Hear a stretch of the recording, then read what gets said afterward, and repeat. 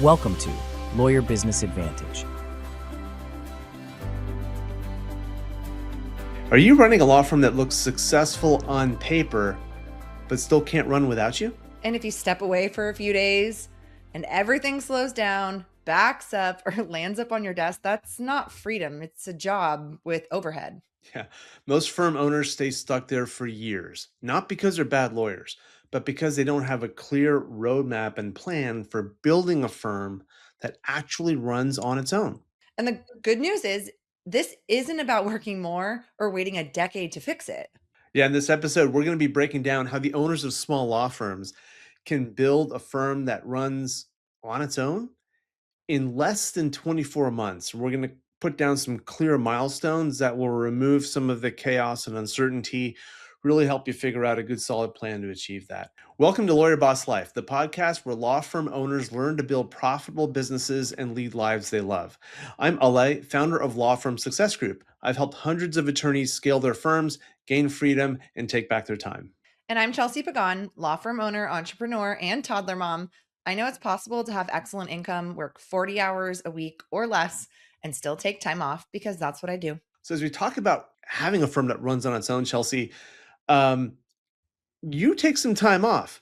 And so, what are some of the key systems or key changes that you had to make to enable you to step away from your firm? Yeah, one of the key changes, I'll start with some changes in the way that I operate, the way I think about things, really was delegation. When I started hiring people into certain roles, which I'll talk about a little bit as well, I was looking for people that were better at that job than I could ever possibly do it so that I could delegate these tasks to them and not micromanage them. So, really embracing delegation is the biggest change I had to do. It took a lot of time for me to be willing to let go. But once I was able to do that, everybody on my team really takes on what it means to have autonomy in their role and does the job they need to do.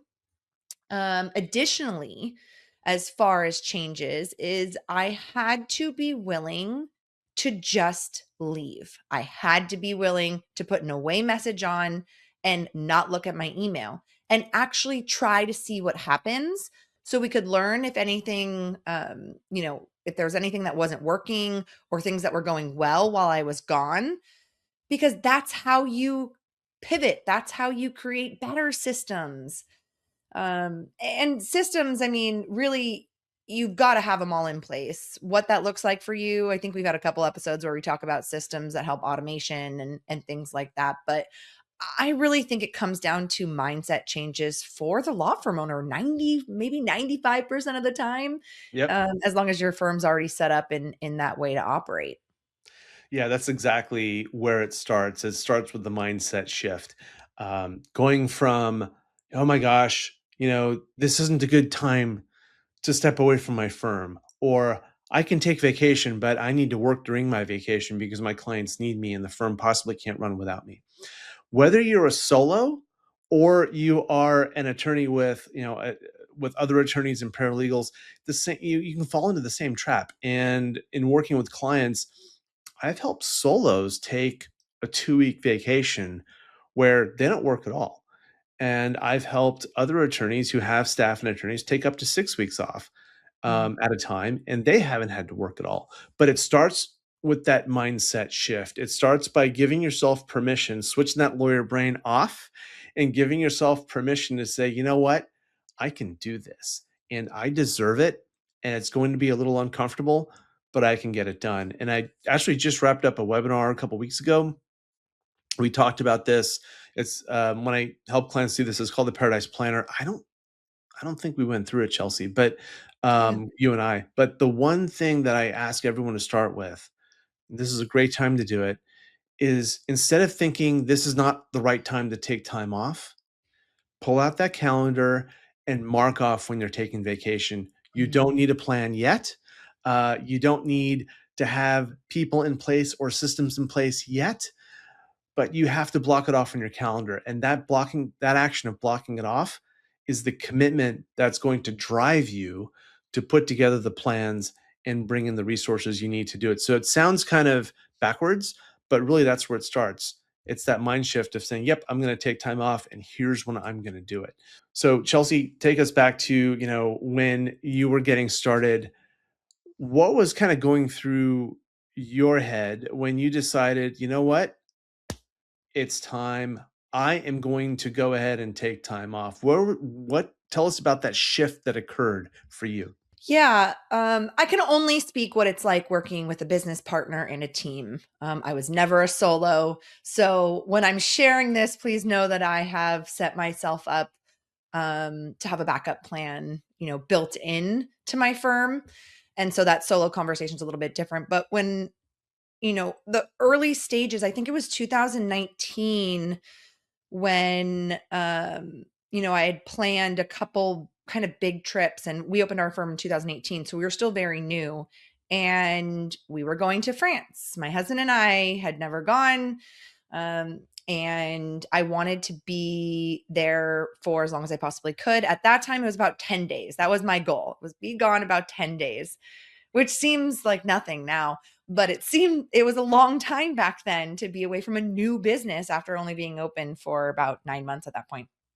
And we had the conversation to say, what could possibly go wrong while I'm gone? Somebody else is there for me. My clients were going to know what could possibly go wrong. If anything, work could come up, but I have a qualified partner who's a family law attorney who might not know all the ins and outs of my cases, but absent an emergency, a lot of these issues can wait. They can wait. They're not have to be dealt with issues now, like now issues, right? They're more that a client in most situations, they just have the time to think about it and they want to schedule a meeting. They usually want that to happen in about a week or two. I get that. But so for me, it was like, what's the worst that can happen?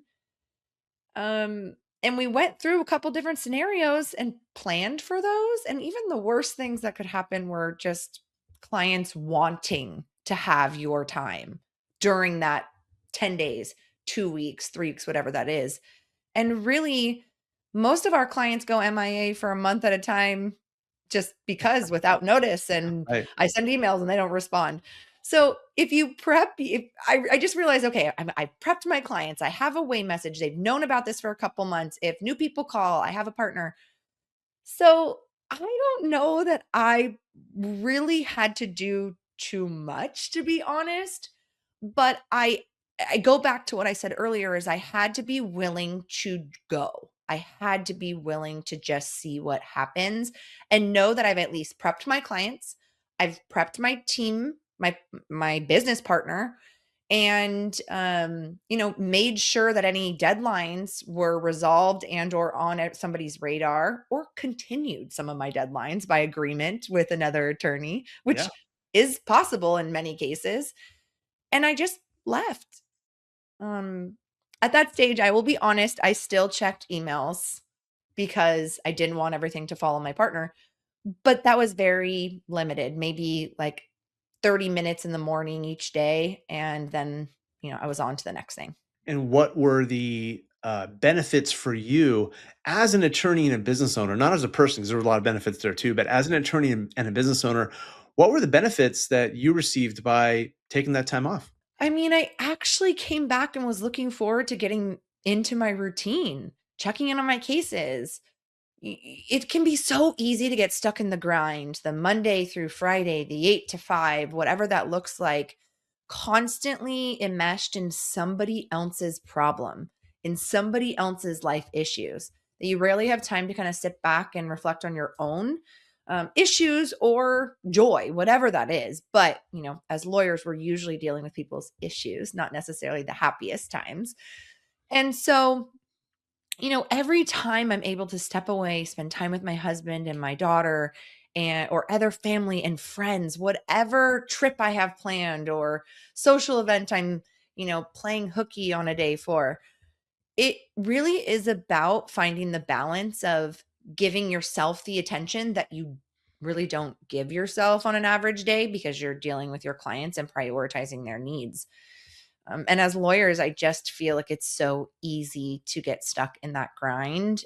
It's one of the reasons why, on top of some of this time off planning that we do, we also plan for a 40-hour work week or less, because yes, time off is great, but you can't just do it every once in a while. You have to build it in on a daily basis as well.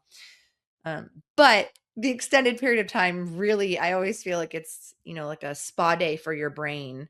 Every time you can step away for an extended period of time where your brain can actually start to shut off and it starts to heal itself.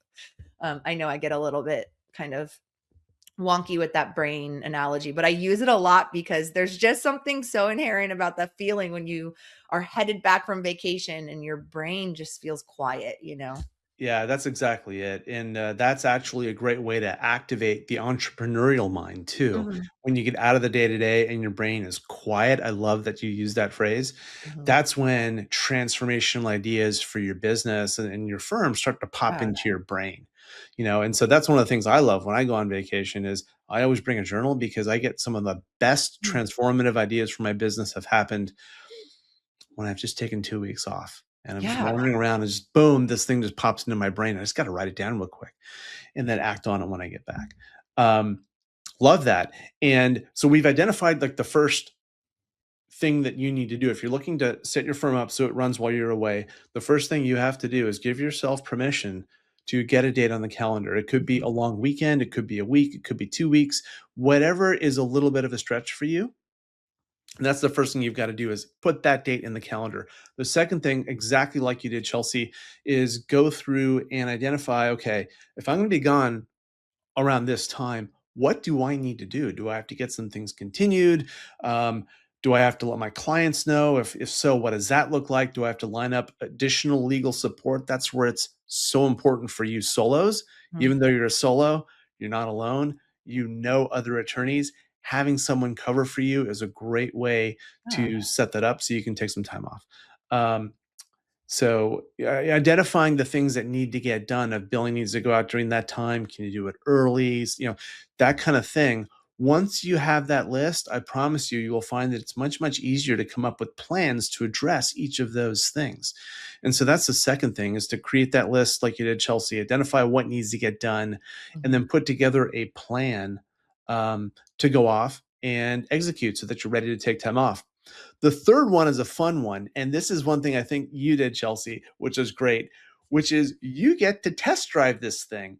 And it's kind of an early pilot just to see what problems are going to happen. So when you've gone ahead and put your plan in place, now you get to test it.